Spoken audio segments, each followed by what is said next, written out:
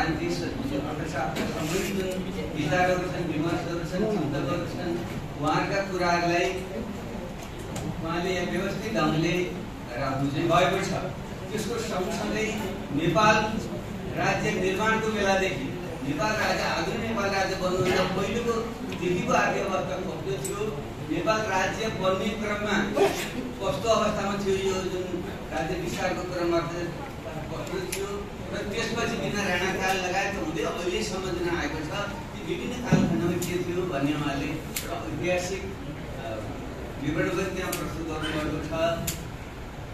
र सँगसँगै विश्वको परिस्थितिको बारेमा पनि उहाँले त्यहाँ राख्नुभएको छ। उहाँले आफैले नै पहिलो परिचय भन्ने खण्डमा नै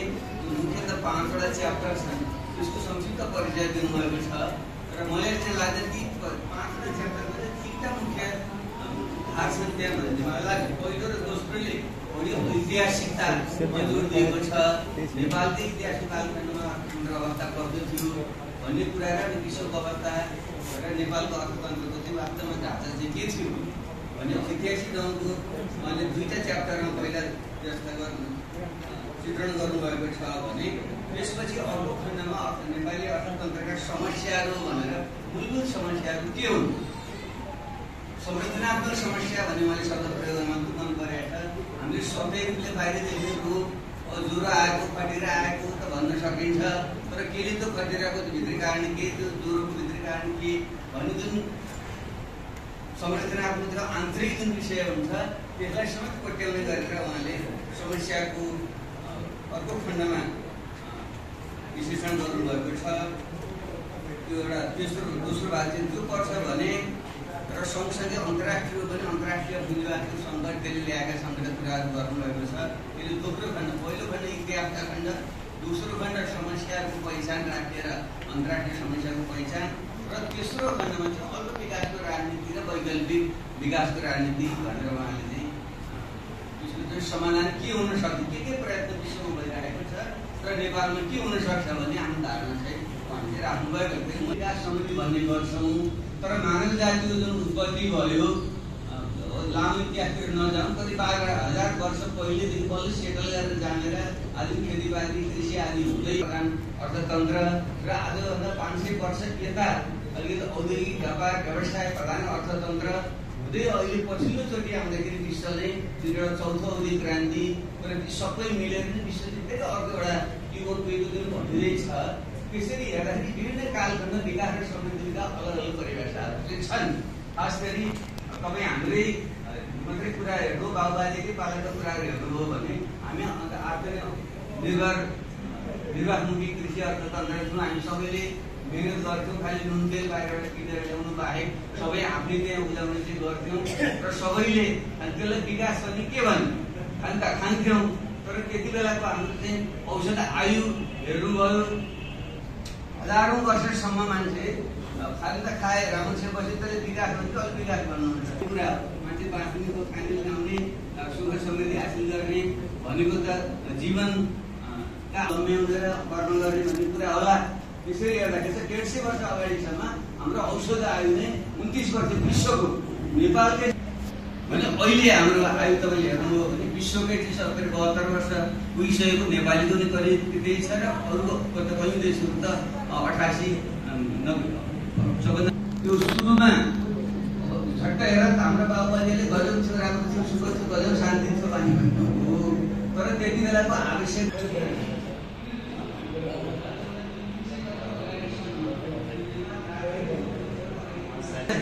त्यति बेला चाहिँ भारत चीन लगायतको जुन एसिया हो त्यसमा करिब संसारको धनको 2/3 यता हुन्थ्यो, 1/3 युरोप अमेरिका हुन्थ्यो भनिन्छ।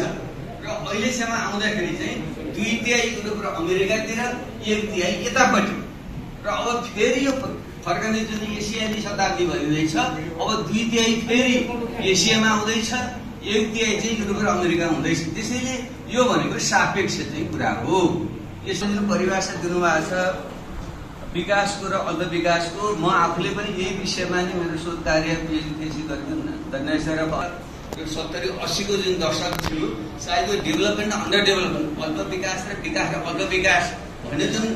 शब्दहरू हुन् तिनको सबभन्दा बढी आविष्कार प्रयोग गरेको बेला चाहिँ त्यो थियो। त्यसरी हेर्दाखेरि 2टा धार एउटा चाहिँ उदारवादी लोकतान्त्रिक धारले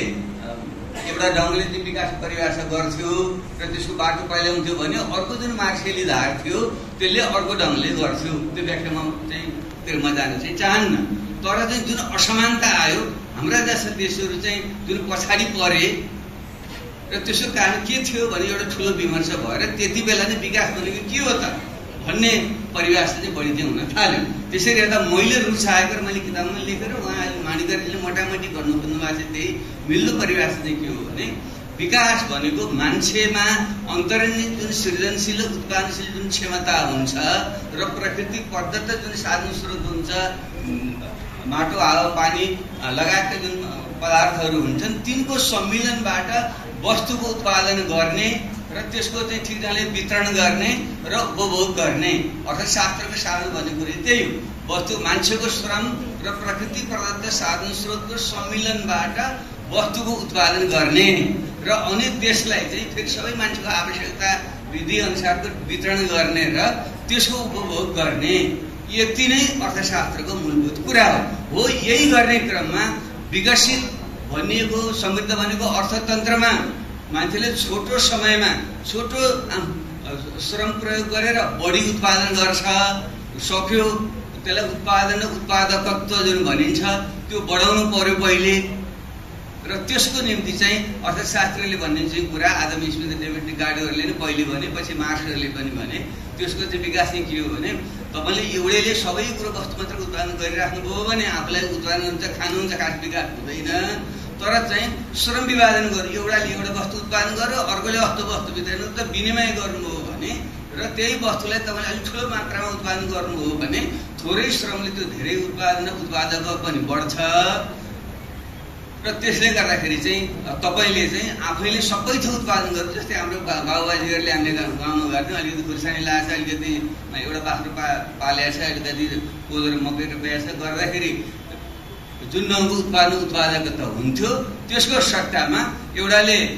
खुर्सानी अथवा यस्तो खालको खेती मात्रै गर्ने अर्कोले चाहिँ मकैको खेती गर्ने अर्कोले बाख्रा पालन गर्ने र त्यसको बिचमा विनिमय भयो भने जुन श्रमको जुन एउटा जुन विभाजन हुन्छ र वस्तु विनिमय हुन्छ त्यसले गर्दा उत्पादकता बढ्छ भन्ने यो आधुनिक विकासको अवधारणा यहीँबाट चाहिँ त्यहाँ आएको हो। र मार्क्सवादी धार समाजवादी लोकतान्त्रिक धार र उदारवादी धारहरूको यसमा विमति चाहिँ छैन। विमति चाहिँ कहाँनिर हो भने उदारवादी धारले खुला बजारलाई छोडिदिनु पर्छ त्यसले आफै नै एउटा चाहिँ उत्पादन गरेपछि माग पनि सिर्जना हुन्छ माग र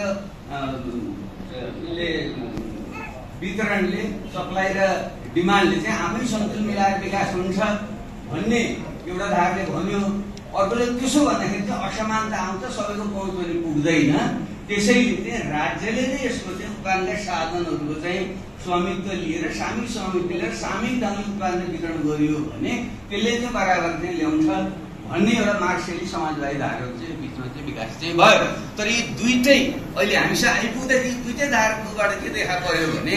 खुला बजारलाई सबै थोक छोडिँदाखेरि पनि त्यसमा सबैको पहुँच बराबरी पनि हुँदैन। त्यसले जसले चाहिँ बढी साधन स्रोत बढी लिएको छ अथवा प्रविधि र माथिको पहुँच अहिले बढी पुर्याएको छ बजारमा चाहिँ बढी जस्तो चाहिँ पहुँच छ त्यसले चाहिँ बढी लाभ लिने त्यो चाहिँ अगाडि पर्ने जो अलिकति पछाडि परेको छ त्यो चाहिँ पछाडि पर्ने भयो। त्यसैले चाहिँ त्यहाँ राज्यले समाजले यसको चाहिँ नियमन गर्नुपर्छ भन्ने अवधारणा आएर मार्क्सियली धारले चाहिँ यो उत्पादनका जुन साधनहरू छन् तिनको चाहिँ सामूहिक स्वामित्व चाहिँ लिएर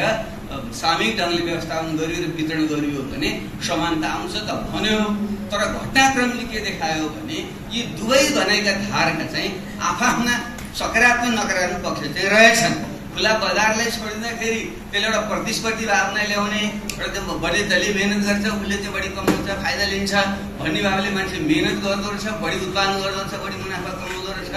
भन्ने कुरा एउटा देखियो। तर त्यसले चाहिँ असमानता फेरि ल्याउँदो रहेछ भन्ने एकापट्टि यता सामूहिक ढङ्गले गर्ने भनेको समानता जस्तो त आउने एउटा चरणसम्म। तर त्यहाँ प्रतिस्पर्धा नहुँदाखेरि चाहिँ मान्छे फेरि अल्छी हुने अलिक कामचोर हुने र काम नगरिकन राज्य र समाजको चाहिँ दोहन गरिदिनु अहिले हामी कहाँ भने चाहिँ म लाभमा आउँछु हुँदो रहेछ